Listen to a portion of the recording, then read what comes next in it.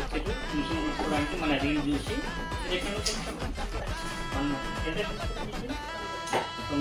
మీకు ఇన్స్టాగ్రామ్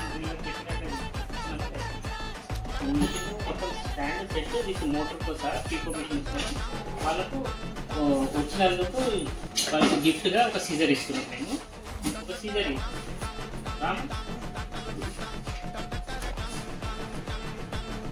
వాళ్ళు మా reel like and share subscribe చేసినందుకు ఒక సీజర్ తీగిస్తాను.